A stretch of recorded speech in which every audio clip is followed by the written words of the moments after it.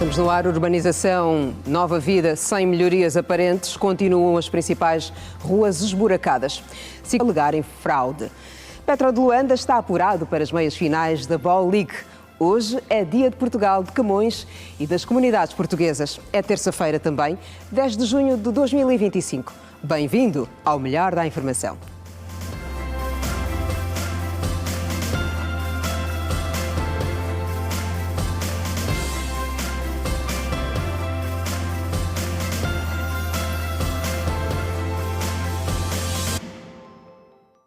Olá, boa noite. O Serviço de Investigação Criminal desmantelou um estaleiro clandestino de contrabando de combustíveis no bairro do Belo Monte, isto no município de Cacoaco. Mais de 5.000 litros de combustível diversos foram apreendidos nesta operação. 2 cidadãos nacionais foram flagrados a descarregar a carga no estaleiro. O desmantelamento aconteceu no âmbito das ações em curso de combate ao contrabando de combustíveis. No estaleiro clandestino, localizado no bairro Belo Monte, no município de Cacoaco, foram apreendidos mais de 150.000 litros de combustível diverso para o contrabando, com realce para o petróleo iluminante e gasolina. A informação foi avançada pelo porta-voz do SIC-Geral, Manuel Alaiua. O SIC, através do seu Departamento Nacional de Investigação Criminal do Porto de Luanda, em coordenação operativa com a Unidade de Polícia de Segurança Portuária, em sede de um acompanhamento que tem estado a fazer a nível do perímetro portuário, seguiu uma das viaturas, um dos caminhões cisterna que acabava de abastecer num centro de enchimento da Sonangol, na Boa Vista. Feito o acompanhamento, essa viatura trouxe-nos até a este esconderijo, estamos a falar esse estaleiro clandestino de combustíveis, onde era destinado para o contrabando. Aqui foram apreendidos 155.000 litros de combustível diverso, com destaque para o petróleo iluminante e também a gasolina. Tanto no decurso da ação, foram detidos 2 cidadãos nacionais, sendo um motorista de 50 anos e o seu ajudante de 34 anos, que faziam-se transportar a bordo deste caminhão cisterna e vieram aqui descarregar o combustível do tipo gasolina. Manuel Alaiua explica a tática usada pelos implicados e o destino que seria dado ao combustível. Sendo que estão aqui implantados 5 cisternas que são chamados reservatórios de combustível, todos eles preenchidos com petróleo iluminante, e foi aqui descarregado a gasolina. E daquilo que foi dado a ver, esses indivíduos têm estado a fazer mistura do petróleo com a gasolina para aumentar o seu volume. Como sabe, o petróleo, do ponto de vista de preço, é mais barato do que a gasolina, e assim, para terem lucro de forma ilícita, acabam misturando, dando maior volume, colocam em bidões de 20 litros, esses bidões amarelos, e também em bidões de 1.000 litros, e preenchem contentores, transportam para a fronteira, tanto com a RDC propriamente no Louvre.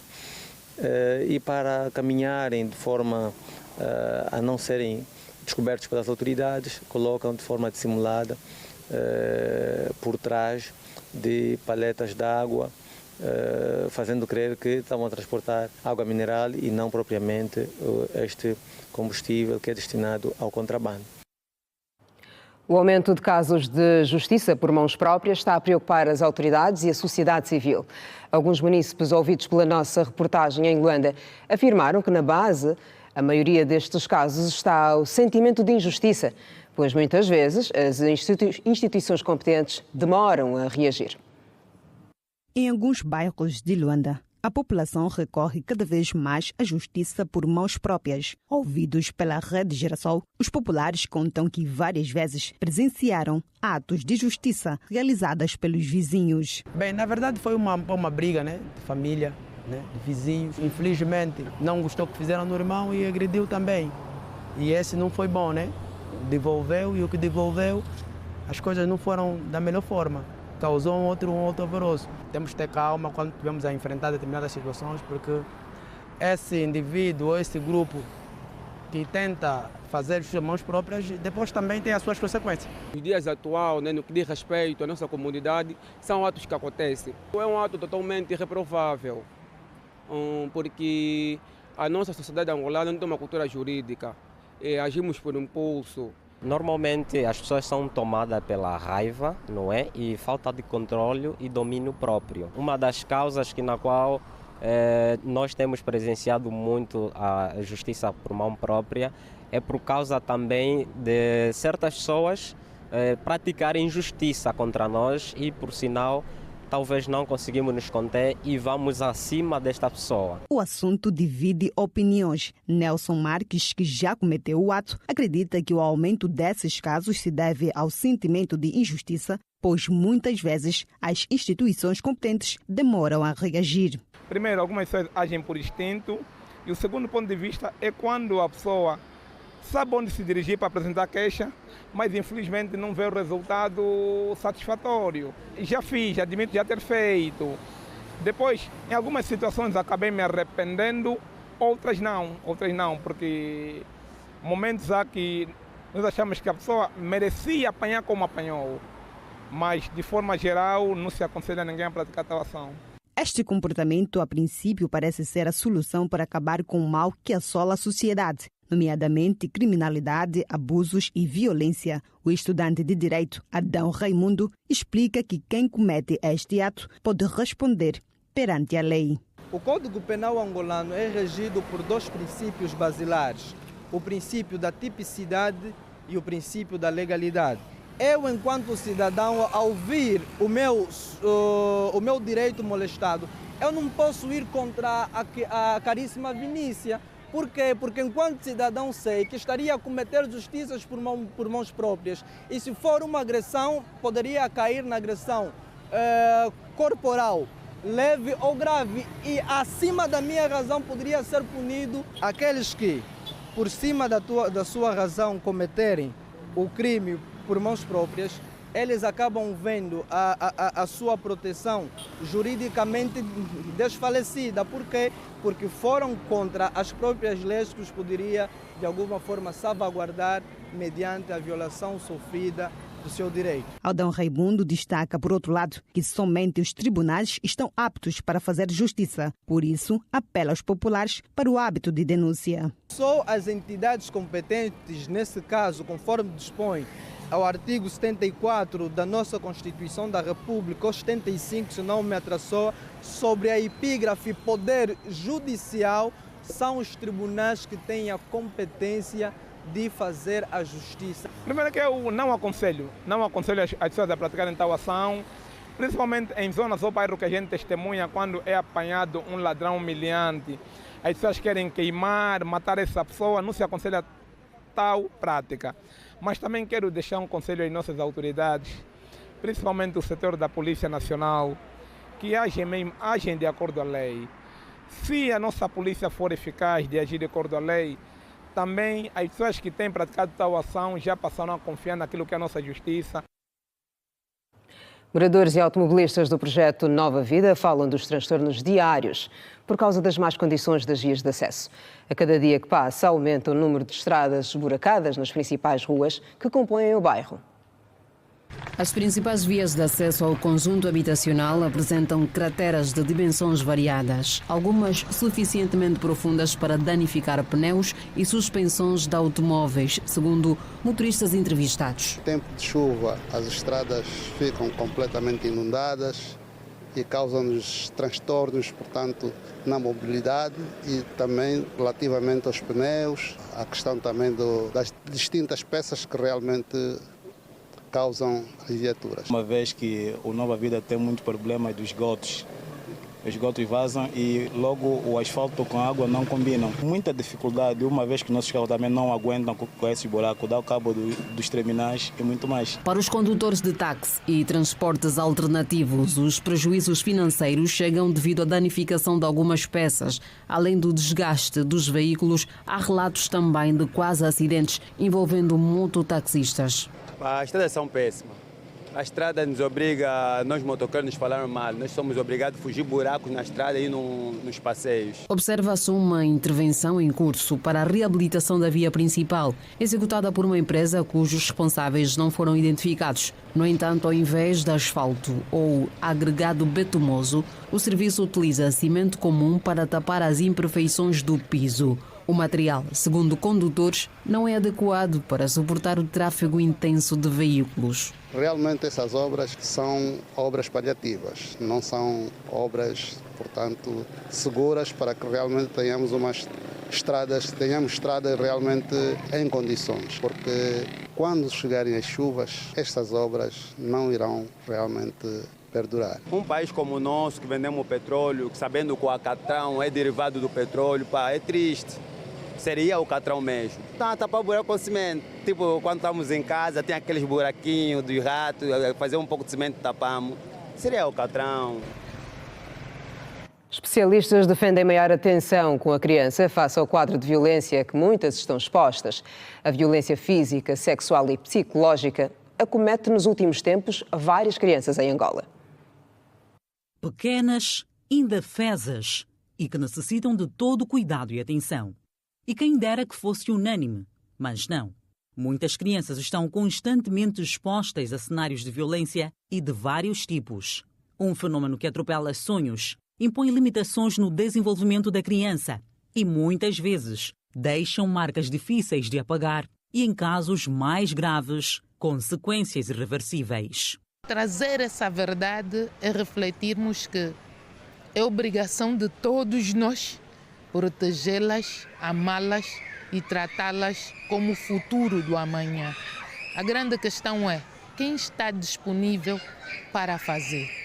Porque o barulho das crianças é incômodo para quem nunca teve filhos. O barulho da criança é incômodo para quem já tem filhos a mais. Qual é o equilíbrio social hoje que devemos ter para evitarmos a violência contra eles? É uma responsabilidade de todos nós.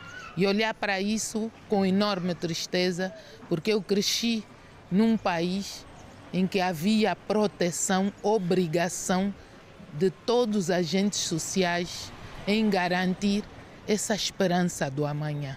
A violência pode ter um forte impacto na vida da criança. Falar de violência é entender que elas são físicas, mentais, sociais e econômicas. Aquele pai que nega a dar assistência à criança está a cometer uma violência. Aquele pai que nega em meter uma criança ao colo, em aperfilá-la ou dar-lhe o nome, está a cometer uma violência. E é bem verdade que esse sentimento de abandono acarreta em nós uma inadaptação social. O que é isso? É a capacidade de nós estarmos no meio da multidão, mas não nos sentimos que nós pertencemos aqui e com essas pessoas. E isso faz com que muitos recorram ao consumo excessivo de bebidas, álcool, prostituição e tornam-se vulneráveis a qualquer pessoa que lhes ofereça atenção e o falso sentimento de proteção. Diante da dura realidade enfrentada pelas crianças que sofrem violência de vária ordem, surge uma luz no fundo do túnel. É o exemplo do Grupo Horizontes Ingambande, que, com o propósito de dar um novo sentido à vida dos pequenos que passam por violência, leva a cabo o projeto que visa acolher crianças de rua para o mundo das artes. Das crianças, eu acredito que ao trabalhar com as crianças estamos a construir uma nação mais sólida. E pronto, as crianças, muitas delas já não têm quaisquer sonhos. E isso pode reanimar o sonho e podermos perceber que elas não estão esquecidas. E como artistas, nós precisamos, acima de tudo, de desenvolver todos os dias humanidade, solidariedade e outros preceitos que fazem com que a arte contribua para o desenvolvimento da própria nação. E o projeto Meu Absorvente, do município de Engombota, vai alcançar mais escolas através de um memorando de entendimento assinado com várias organizações. O programa espera atingir a meta de distribuição de 14 mil absorventes mensais durante um ano e a meninas e adolescentes de famílias carenciadas.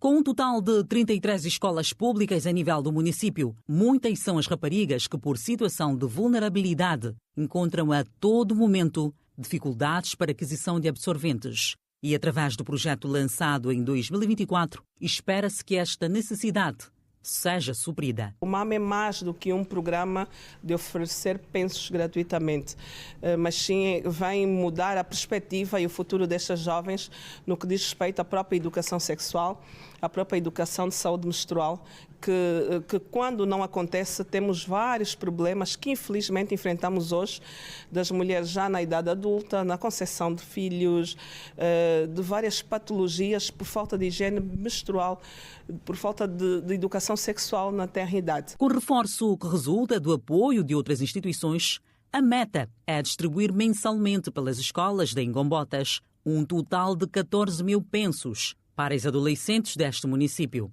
já que apenas 437 meninas de 6 escolas da região beneficiam dos absorventes. É um custo suportável, vamos assim dizer, e eu nem olho tanto para a questão financeira deste projeto, não é? Porque nós estamos a falar de um gesto que é pequeno, vamos assim dizer, mas que tem um impacto muito grande na vida destas adolescentes, não é? Porque realmente dá-lhes mais dignidade, também ajuda na melhoria da sua saúde sexual, também promove ainda mais a inclusão social.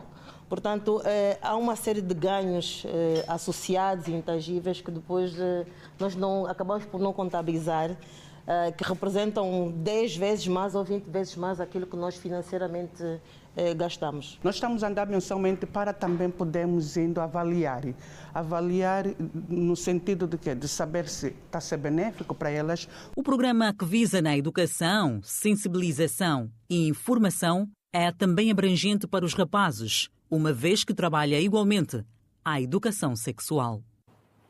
E os desafios enfrentados pelos profissionais de saúde nas unidades hospitalares é o tema de um workshop que vai juntar médicos, biomédicos, enfermeiros e docentes universitários do ramo da saúde. O evento acontece na Mediateca de Luanda no próximo dia 14 de junho.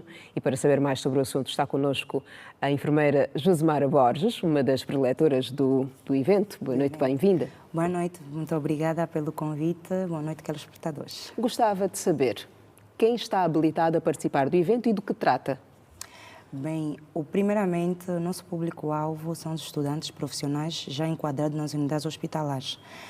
E, bem, é um dos melhores workshops que nós teremos aqui, né, na nossa província de Luanda. Acreditamos nisso. E queria entender também, já agora, quais são então as reais dificuldades enfrentadas pelos profissionais de saúde dentro das unidades hospitalares. Bem, quando nós falamos de dificuldades, são várias. Existem dificuldades clínicas e dificuldades também, né? Aquela ligação entre o profissional de saúde com o paciente. E uma das maiores dificuldades que atualmente nós estamos a encontrar é a superlotação, ok, nas unidades hospitalares e também a violência. Eu quero um bocadinho frisar aqui sobre a violência de paciente com os profissionais de saúde. Então, estaremos lá na Mediateca de Luanda a abordar um bocadinho sobre esses desafios que nós, como profissionais de saúde, encontramos, não é? Enfrentamos. A ideia é passar aquilo para os nossos profissionais para poderem então saber ultrapassar todos esses desafios nas unidades hospitalares e não só, porque um desafio com um paciente não é só na unidade hospitalar, porque nós podemos ter como profissional de saúde um vizinho, um colega e também encontrar vários desafios. Uma coisa muito comum, e falou da violência, também fala-se ultimamente da humanização dos serviços. Faz parte dos vossos desafios? Faz parte, e olha que como enfermeira e docente, porque sou docente de anatomia e outras disciplinas, eu falo muito de empatia. A empatia é a chave de tudo, porque eu acredito que para um paciente chegar ao nível de violência foi falta de comunicação com o profissional. Então, a empatia é a chave de tudo. O que é que vai trazer, então, uma falta de empatia dos pacientes? Às vezes, nós como profissional de saúde, por causa da superlotação e o excesso de trabalho, acaba por criar estresse na unidade hospitalar, com o nosso trabalho no banco de urgência, porque são várias áreas estressantes, infelizmente, na saúde. Então, a empatia é a chave, porque eu, como enfermeira, estarei mesmo focada a falar sobre a empatia, né, a falta de empatia que nós temos com os pacientes. Podemos melhorar isso. Acredito que nós podemos melhorar isso, porque o paciente não precisa entrar só com uma enfermidade e ele sair traumatizado. Porque ele sai traumatizado não por causa da enfermidade, mas por causa dos maus tratos que muitos de nós, enfermeiros, têm causado nas unidades hospitalares. Deixa de ser também, não vai deixar de ser um evento para chamada de atenção para a entidade que regula e regulamenta a vossa atividade. Pois é, não vai. Nós vamos estar ali, então, ajudando os nossos profissionais, porque o nosso foco principal são os estudantes. Porque o que é que acontece? Muitos desafios que encontramos é a falta também de capacitação.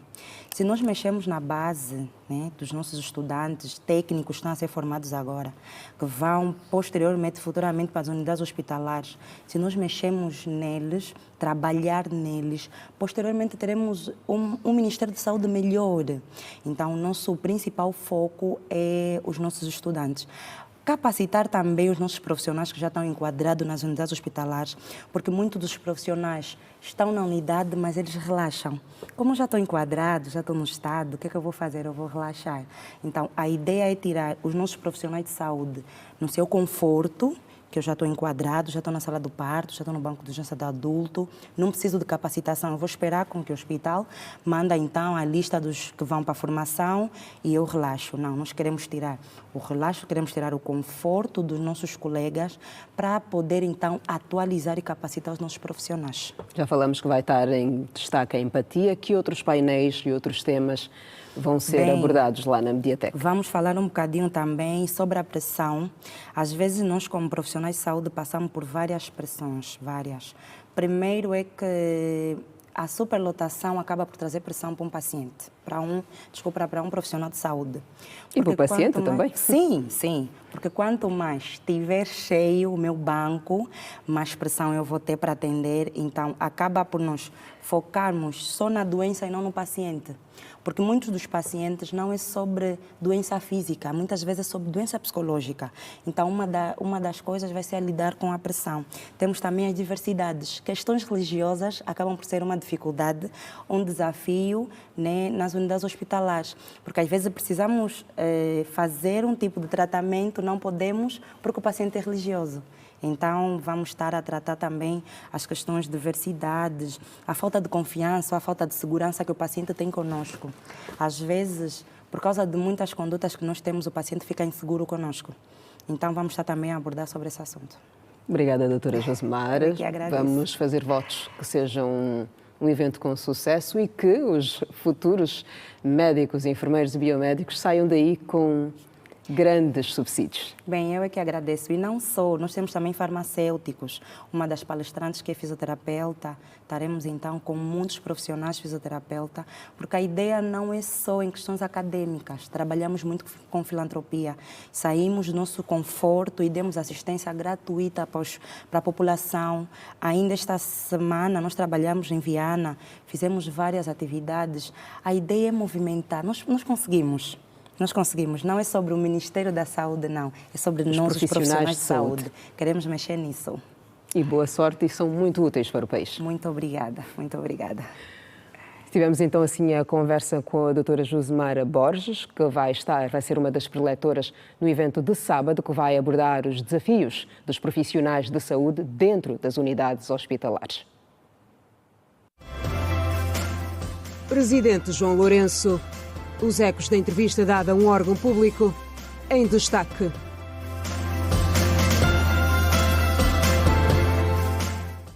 O Presidente da República, João Lourenço, foi hoje convidado a participar na Conferência Anual dos Bispos Metodistas de África, que vai decorrer entre agosto e setembro deste ano, aqui na capital do país.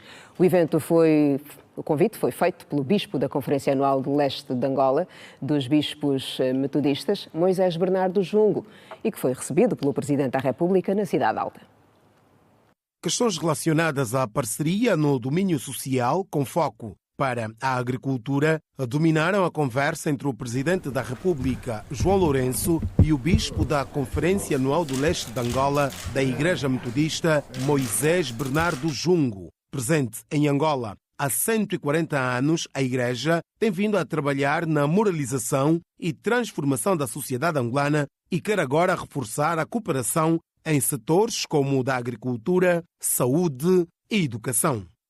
A Igreja está disponível para colaborarmos com o governo em várias vertentes, assim como temos tido a colaboração com os governos das províncias, na qual estamos a supervisionar. Área social, área de saúde, agricultura e educação. São as áreas fundamentais que nós podemos identificar, não deixando indiferente outras áreas para o bem do povo angolano.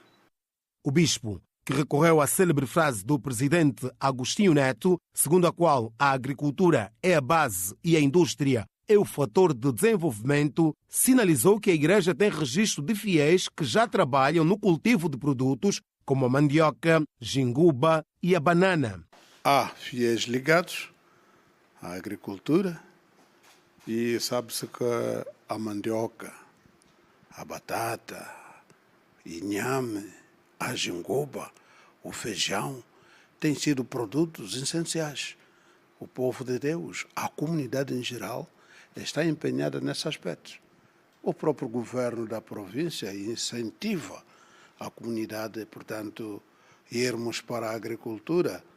Eu lembro-me um velho ditado de um líder que já foi-se embora, que dizia que a agricultura é a base e a indústria é o fator decisivo. O bispo da Conferência Anual do Leste de Angola, da Igreja Metodista, explica que a Igreja acompanha atentamente a aposta que o Executivo tem feito no setor agrícola. Moisés Bernardo Jungo acrescenta ainda que a Igreja goza de boa saúde. Também posso ver que o Executivo está a promover a questão de agricultura para termos produtos nacionais, para não dependermos da importação. Então é necessidade para todos nós, quer o governo quanto a Igreja, darmos mão para que esse trabalho seja avante e que o povo angolano possa, através da produção desses bens, ir diminuindo algumas dificuldades. A Igreja vai muito bem, é uma Igreja antiga e necessário é alavancarmos para que a evangelização possa se estender, para que as infraestruturas já antigas possam ser reerguidas e também, sobretudo, para a unidade do povo de Deus em si, que é fundamental. O bispo da Conferência Anual do Leste de Angola da Igreja Metodista, Moisés Bernardo Jungo, foi ao Palácio da Cidade Alta, acompanhado do bispo da Igreja Metodista, líder da Conferência Oeste, Gaspar João Domingos. Durante a audiência, os religiosos aproveitaram a ocasião para formalizar um convite ao Presidente da República, João Lourenço, para participar da Conferência dos Bispos Metodistas da África, que vai acontecer em Angola entre agosto e setembro deste ano. A Conferência Anual do Leste de Angola, da Igreja Metodista, com sede na província de Malange, abarca as províncias da Lunda Norte, Lunda Sul, Mochico Leste, Mochico, Quando e do Cubango. O Presidente da República considerou que o pacote legislativo e eleitoral em discussão na Assembleia Nacional vai criar um quadro jurídico que afasta a possibilidade dos candidatos derrotados nas eleições alegarem fraude. João Lourenço, que prestou estas declarações durante a entrevista concedida à televisão pública de Angola, falou também sobre o programa das celebrações dos 50 anos da independência nacional, o processo de recuperação de ativos e de algumas situações internas do seu partido. O pacote legislativo eleitoral em discussão na Assembleia Nacional foi um dos temas abordados pelo Presidente da República durante a entrevista concedida à televisão pública de Angola. João Lourenço questiona o facto de se estar a falar apenas do diploma apresentado pelo Executivo, quando, na realidade, existe também um outro da oposição. Essas duas propostas deram entrada na Assembleia Nacional, portanto é preciso que as duas sejam discutidas. Pode ser que se aprove apenas uma, pode ser que se aprove algo que seja, digamos, uma espécie de fusão das duas propostas para sair algo que possa satisfazer todas as partes. Mas é preciso que o diálogo aconteça lá na Assembleia Nacional. Não é aqui na comunicação social, fazendo-se uma campanha de denegrimento apenas com relação a uma das propostas. Porque estão na mesa duas propostas e isso nunca se diz. Quanto à recuperação de ativos no quadro do processo de combate à corrupção levado a cabo pelo Executivo, João Lourenço faz balanço positivo, mas assegura que existem ainda muitos ativos por se recuperar. Há muito ativo identificado como ilícito, ganho de forma ilícita e que deve ser, portanto, revertido a favor do Estado. Mas isso não se faz num dia. No curto espaço de tempo em que estamos envolvidos, empenhados nesta luta, acreditamos que fizemos aquilo que foi possível. A Justiça, bem ou mal, tem estado à altura deste combate, mas, infelizmente, em termos de recuperação de ativos que estão no exterior, sobretudo com relação a esses, nem sempre temos sido bem-sucedidos. Sobre a nova divisão político-administrativa, João Lourenço diz que 21 províncias não são suficientes para o país, tendo assegurado que o Executivo não avançou com a divisão de outras circunscrições que também estavam previstas por falta de recursos. Ficamos de dividir a Lunda Norte, ficamos de dividir Malange, ficamos de dividir o Uís. Não fizemos agora porque não existe recurso. É nosso entendimento que é mais seguro não dar o passo mais comprido com a perna, como soe dizer-se. Sr. Presidente. Mas vamos chegar lá, algum dia. Alguém há de chegar lá. Sobre o MPLA, enquanto líder do partido, João Lourenço fez saber que nenhum militante recebeu luz verde para concorrer à presidência do país, assegurando que nem ele, nem o partido, nesta altura, apoiam algum candidato. Nem eu, nem o partido, apoiamos absolutamente ninguém. O MPLA tem as suas regras e é um partido muito maduro. Muito maduro, é um partido que tem democracia interna. E por ter democracia interna, é adverso àqueles que se apresentam como sendo especiais, como sendo supermilitantes, supergenerais, sobretudo quando, na realidade, se vem a constatar que não são nada disso. Relativamente às comemorações dos 50 anos de independência nacional, João Lourenço diz que o programa traçado pelo Executivo não exclui ninguém e, como prova material, destacou as cerimónias de condecorações já realizadas. Veja daqui a pouco a participação de Angola na Conferência sobre os Oceanos, em França. Veja também desporto que anima as multidões. Nós voltamos a seguir, não saia daí. Até já.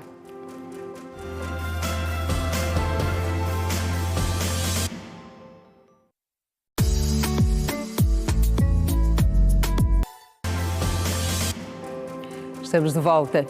A ministra do Ambiente, Ana Paula de Carvalho, destacou o compromisso de Angola na governança oceânica global durante a sua intervenção na UNOC 3, a Conferência sobre os Oceanos. A delegação angolana participou hoje em vários eventos técnicos e ministeriais, com foco nas pescas sustentáveis e também na economia azul. Na sua intervenção, Ana Paula de Carvalho posicionou Angola como ator relevante na governança oceânica global, destacando os avanços significativos do país na implementação de políticas oceânicas integradas e sustentáveis. No centro do discurso esteve o anúncio do compromisso de Angola com o Tratado do Alto Mar, que o país assinou em janeiro de 2025. A ministra angolana sublinhou que o instrumento internacional estabelece um quadro legal vinculativo para a proteção da biodiversidade marinha em áreas fora das jurisdições nacionais, constituindo um avanço fundamental para a conservação oceânica global. Reafirmando o seu firme compromisso com a preservação dos oceanos, Angola assinou o referido tratado em janeiro de 2025. Neste sentido, encorajamos a todos os Estados a aderirem e ratificarem este importante instrumento internacional para garantir a sua entrada em vigor. Excelências, minhas senhoras e meus senhores, a par de muitos outros países, Angola tem uma ligação estreita com o Oceano Atlântico, pelo facto de ter 1.650 quilômetros de costa, que desempenham um papel vital na economia nacional. A ministra enfatizou que a parte angolana do mesmo integra ecossistemas ricos e variados, com espécies de elevado interesse nacional e internacional, muitas delas migratórias. Ana Paula de Carvalho evidenciou os progressos institucionais de Angola, com particular destaque para a Estratégia Nacional para o Mar 2030, aprovada em 2022, que define objetivos claros para o aproveitamento sustentável do seu domínio marítimo. A estratégia é complementada pelo Plano de Ordenamento do Espaço Marítimo, implementado em 2023, demonstrando uma abordagem holística que reconhece o papel vital dos oceanos na economia nacional. A ministra anunciou o fortalecimento da capacidade institucional do país, destacando a inauguração do Centro Nacional de Coordenação e Vigilância Marítima, que irá reforçar a fiscalização da zona marítima. Paralelamente, Angola está a desenvolver iniciativas pioneiras de conservação, incluindo o processo de criação da primeira área de conservação marinha do país, bem como da Reserva da Biosfera, que abrangerá também parte do Oceano Atlântico. A intervenção, que durou 6 minutos e meio, enfatizou a importância da cooperação internacional, tendo declarado que os esforços nacionais, em articulação com os regionais e globais, permitirão aos Estados alcançar o equilíbrio necessário para o uso sustentável dos recursos dos oceanos. O ativo do setor bancário angolano registrou um crescimento de 3,3% em 2024 e os depósitos de clientes cresceram 1,8% se comparado ao ano de 2023. Os dados constam do estudo da banca em análise da consultora Deloitte Angola, que foi apresentado aqui em Luanda. A Banca Nacional teve ainda ganhos de mais de 800 milhões de kwanzas no ano passado. O ativo da banca angolana cresceu 3,3% em 2024. Assim também, os lucros do setor cresceram 59% para 822 mil milhões de kwanzas. Este crescimento foi impulsionado pelos resultados cambiais e margens financeiras, segundo o estudo Banca em Análise da consultora Deloitte Angola, apresentado nesta terça-feira em Luanda pelo responsável da consultora, José Barata. Assistimos, de facto, a um crescimento do crédito concedido a clientes quando comparado com o ano anterior, a uma redução da carteira de títulos. Ainda assim, dentro do crédito concedido, há alguns aspectos a ter em conta. O estudo revela que os depósitos de clientes são os que cresceram menos. José Barata explica que na base está a apetência da população pelo dinheiro físico. Nós notamos que há uma forte apetência pelas populações pelo numerário em detrimento dos depósitos bancários. Os bancos têm que levar a cabo, de facto, um trabalho no sentido de aumentar a inclusão financeira e a bancarização. A pesquisa da Deloitte indica ainda que, caso o Banco Econômico fosse excluído desta análise, o crescimento dos resultados líquidos do setor cifrar-se-ia em apenas 1,2% em função dos prejuízos avultados que se verificaram em 2023. O ano passado, o Banco Econômico levou a cabo um processo de reestruturação em que registrou um forte prejuízo. E, portanto, o ano passado, os resultados da banca como um todo foram influenciados por esse prejuízo. Este ano, como não houve esse prejuízo, houve um crescimento fruto de não ter havido o prejuízo que foi registrado no ano passado. O Banco Nacional de Angola diz que o setor mostrou solidez e dinamismo, refletido pelo crédito, o que impactou no resultado, segundo o governador da instituição, Tiago Dias. Essa dinâmica do crédito refletiu os efeitos das medidas de incentivo ao crédito e, consequentemente, o impacto no resultado líquido das instituições, que registrou um crescimento de 19,5% em finais de 2024 e 27,9% no primeiro trimestre de 2025. O setor bancário é construído pela confiança. De acordo com o secretário de Estado para as Finanças e Tesouro, Otoniel dos Santos, a economia real, geração de emprego, dependem de um sistema bancário funcional. Devemos, pois, combinar inovações com inclusão, colocando a tecnologia ao serviço das pessoas. A economia real e com ela o rendimento das famílias, a criação de emprego e a geração de oportunidades, depende de um sistema bancário funcional, acessível e alinhado com os objetivos do desenvolvimento sustentável. Segundo o estudo da Deloitte Angola, a variação dos lucros deveu-se ao crescimento da margem financeira e os resultados cambiais, resultando numa variação de 129 mil milhões de kwanzas face a 2023. No âmbito das comemorações do Ministério do Interior, decorreu na manhã desta terça-feira, que é em Luanda, a abertura das festividades comemorativas alusivas aos 46 anos de existência do referido Ministério. Na ocasião, o secretário de Estado para o Asseguramento Técnico exortou aos efetivos dos distintos órgãos que compõem o Departamento Ministerial a celebrarem com espírito de união e também fraternidade. Sob o lema servir com integridade e proteger com autoridade, o ato foi prestigiado por Manuel Homem, ministro do Interior, marcado por um ambiente cerimonial simples e objetivo. Durante a apresentação dos programas a serem desenvolvidos durante o mês de junho, o coordenador das atividades, Cristino Mário, avançou que estão previstas inaugurações de infraestruturas estratégicas, assim como outras ações que evidenciam, nomeadamente, a exaltação da missão institucional do Ministério.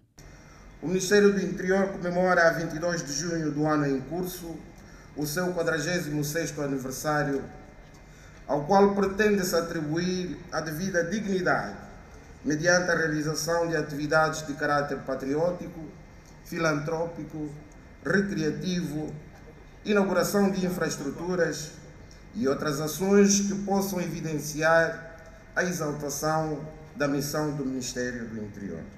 De 13 a 19 de junho será o período para a inauguração de infraestruturas diversas do Ministério do Interior. Quanto aos desafios encarados durante esses 46 anos após a fundação do organismo, o governante garantiu que o Ministério cresce à medida que o país desenvolve. Trata-se de um ciclo comemorativo que se pretende não apenas para celebrar, mas também refletir, homenagear e mobilizar. Refletir sobre os caminhos percorridos e os desafios superados com coragem e sacrifício.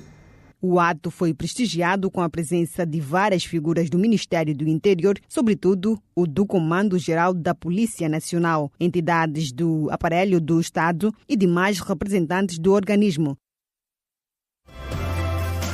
Apuramento para as meias finais da Bowl League. Petro de Luanda derrota Monastir da Tunísia. Em destaque. E já estamos na página desportiva. Os Palancas Negras já estão nas meias finais da Taça COSAFA, após vencerem o Malawi por uma bola sem resposta na última jornada do Grupo B. A seleção nacional teve um primeiro tempo para esquecer, sem perigos iminentes. Foi o Malawi quem esteve melhor nos 45 minutos iniciais em busca do golo na partida. Os malauís conseguiram suplantar o meio campo dos Palancas Negras e por pouco faziam o golo aos 23 minutos, onde o guarda-redes angolano Neblu saiu em falso e o avançado do Malawi, com a baliza aberta, mandou a bola para cima da baliza. O meio campo de Angola tinha pouca expressão em campo para fazer jogar o combinado nacional, razão pela qual o Malawi colocava intensidade no jogo e voltou a chegar com perigo à baliza angolana aos 39 minutos por Blessing Singini, este que obrigou o Neblu a uma defesa monumental. O nulo prevaleceu durante os 45 minutos iniciais. No segundo tempo, Pedro Gonçalves mexeu no xadrez com as entradas de Jonathan Boatu e Zine Salvador, que deram outra dinâmica ao jogo de Angola. O combinado nacional chegou ao único golo do jogo aos 48 minutos, por intermédio de Randin Teka, de cabeça. 1-0 foi o resultado final a favor de Angola. Com o triunfo, os Palancas Negras somam 7 pontos e estão nas meias finais da Taça COSAFA, que decorre em Bloemfontein, na África do Sul. Pedro Godinho é o novo presidente do Comitê Olímpico angolano. Candidato da lista A, venceu com mais de 100 votos.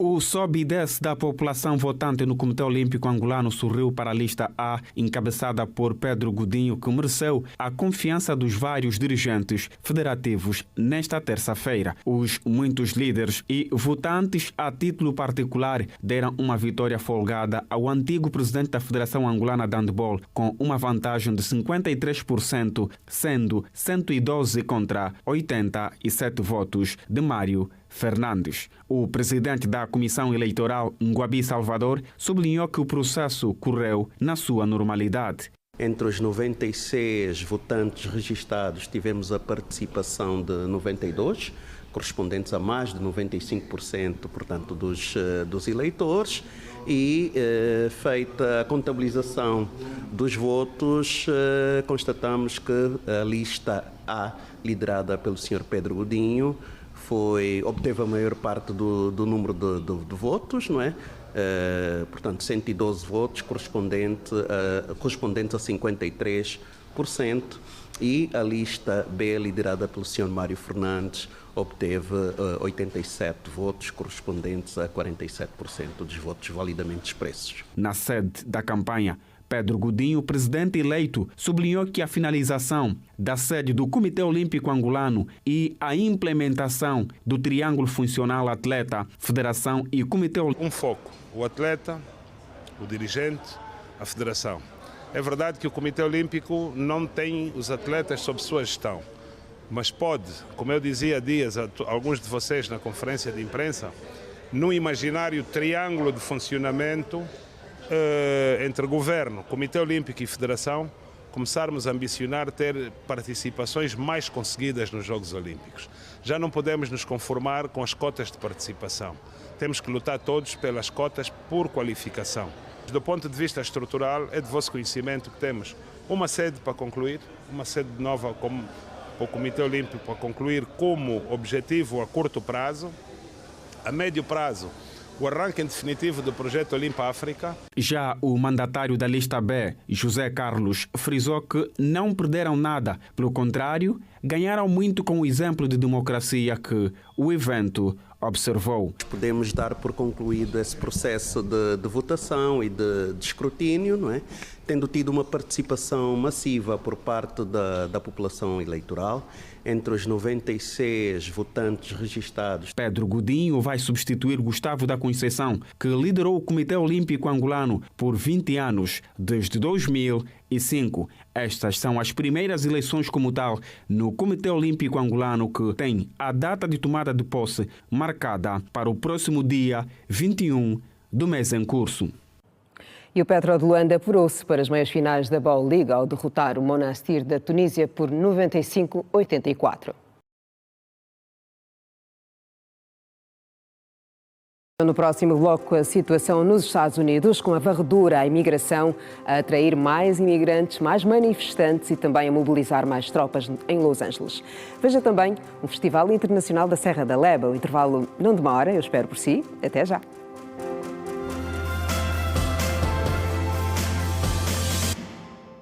Em Angola, realiza hoje uma atividade comemorativa ao 12 de junho, que é o Dia da Rússia. A data celebra a adoção da Declaração de Soberania Estatal da República Socialista Federativa Soviética da Rússia. O dia sucede a data de Revolução de Outubro, um antigo feriado nacional da União Soviética. A Fernanda Gonga acompanha a atividade, que tem lugar aqui na capital do país. Fernanda, boa noite. Muito boa noite, Quina Santos, e também a todos os telespectadores da TV Girassol.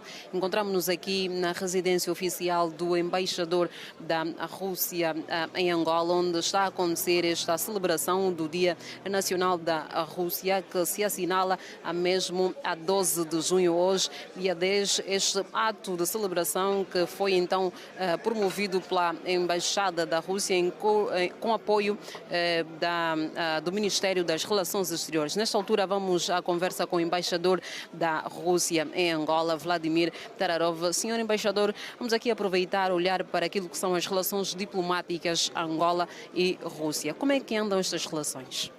As nossas relações estão a crescer, eu sempre sublinho isso, eu costumo dizer que as relações diplomáticas têm a idade da independência de Angola. Porque também vamos celebrar este ano, em 11 de novembro, 50 anos de estabelecimento das relações diplomáticas entre os nossos países.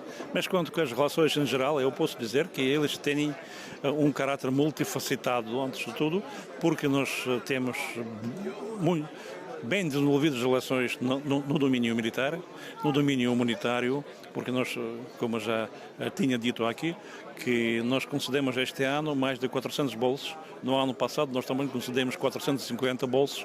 Nós temos agora em reserva 6.000 candidatos angolanos que mesmo estão ansiosos para ir para a Rússia para a formação superior.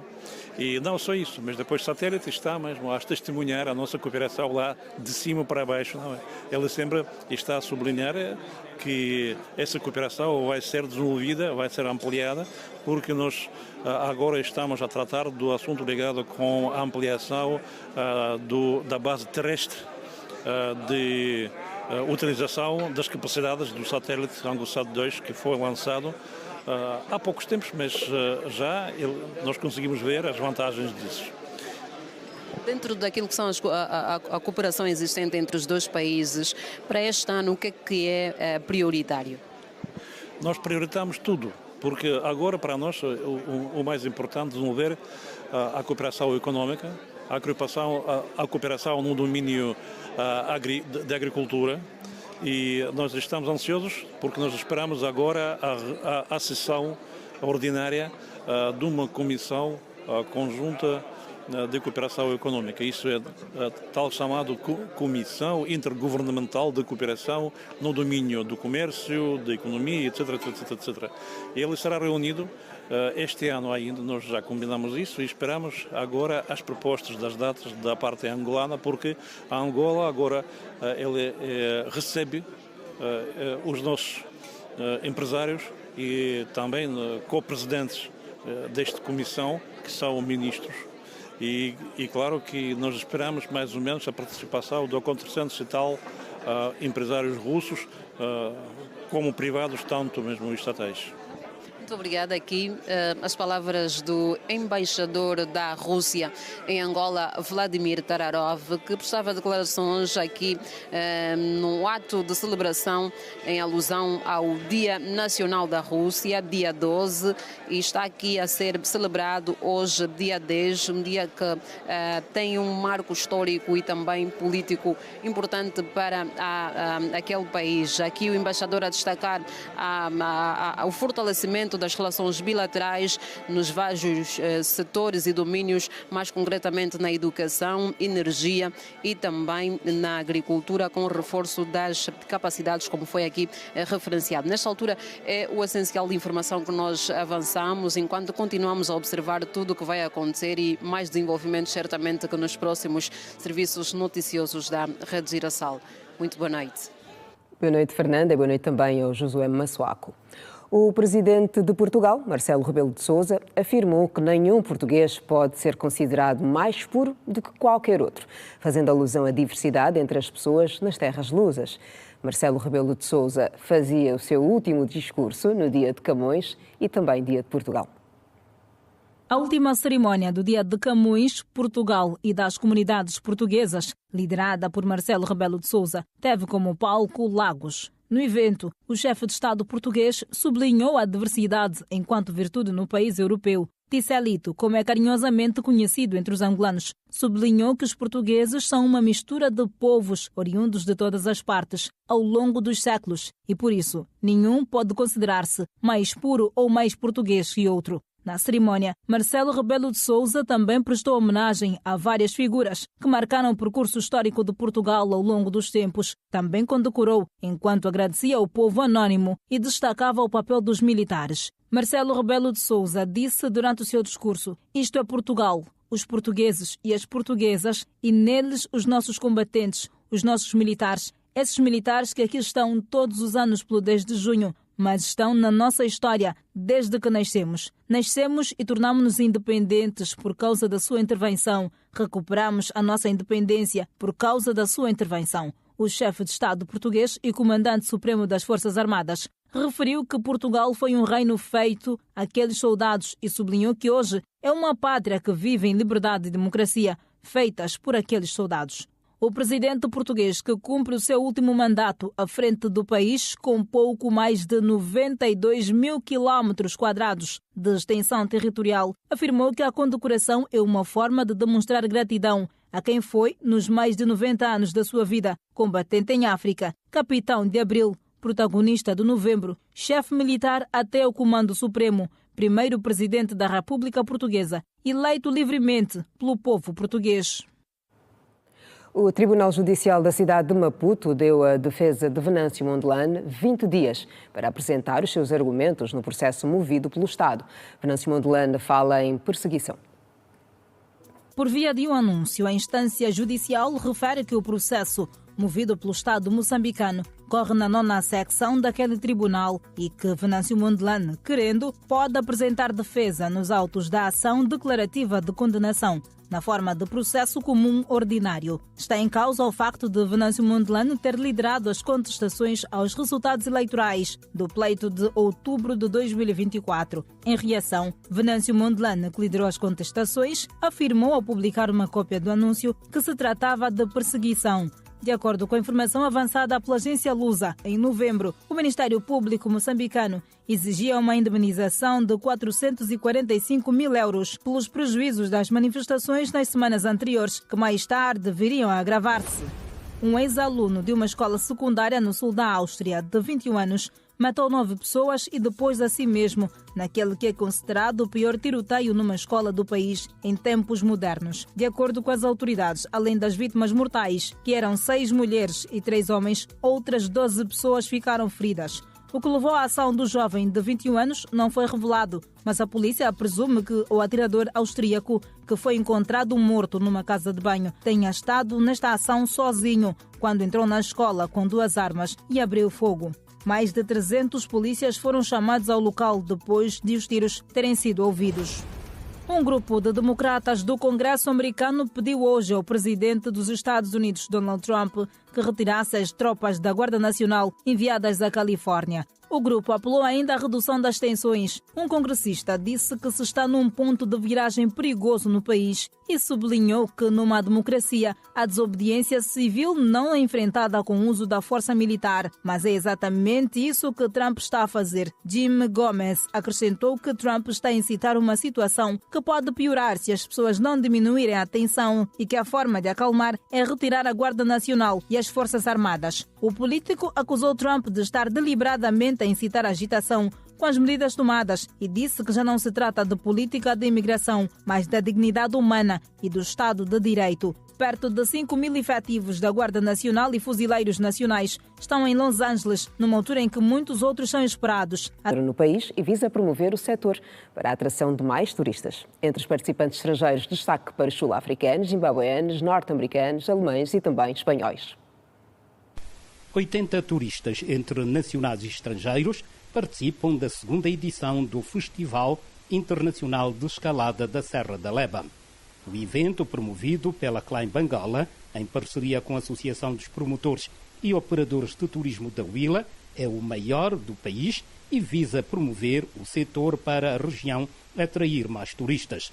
Entre os participantes estrangeiros, realça para os da África do Sul, Zimbábue, Estados Unidos, Alemanha e Espanha. It has been an incredible experience. É uma grande e incrível experiência e estar aqui uma semana é maravilhoso. Um dos sítios mais bonitos que já visitei e excelente para a escalada. It's my first time here. É minha primeira vez aqui e não vai ser a última. Conviver com pessoas de outras nacionalidades é fantástico. Estou a aprender muito. Escalar é muito bom. Eu acho que é uma das atividades muito seguras. Acho que as pessoas olham a atividade de escalar como uma atividade que não é segura. Eu aconselho as pessoas a virem no festival. Vão gostar, porque a primeira vez também que eu participei foi com muito medo. O experiente escalador americano Nathan Garden considera a Serra da Leba o melhor local para a prática da modalidade em Angola. Aqui é incrível. Aqui é, para mim, o maior sítio de escalada em toda Angola. Nós temos vários sítios de escalada. Aqui, a Serra da Leba é um dos mais bonitos. João Lopes aponta como grande objetivo da organização tornar o Festival de Escalada num dos principais atrativos do roteiro turístico da região, atraindo a cada ano mais visitantes. Uma atividade nova que nós estamos a inserir no roteiro turístico desta província e a satisfação é enorme. Portanto, para já tivemos muito mais turistas do que tivemos o ano passado. Tivemos, até agora, ainda vamos continuar até o dia 15, não é? A expectativa é grande, a felicidade dos turistas e da organização também está enquadrada naquilo que eram, de facto, naquilo que era o programa que nós tínhamos desenhado, e a participação das pessoas locais aqui do Lubango este ano também aumentou bastante. E isso para nós agrada-nos, quer dizer que estamos a conseguir fazer o nosso trabalho de casa. Com este turismo de aventura está tudo dito por hoje. No que da informação diz respeito, nós seremos gratos pela preferência. Amanhã estaremos de volta às 19h45, você já sabe. Fique bem, boa noite.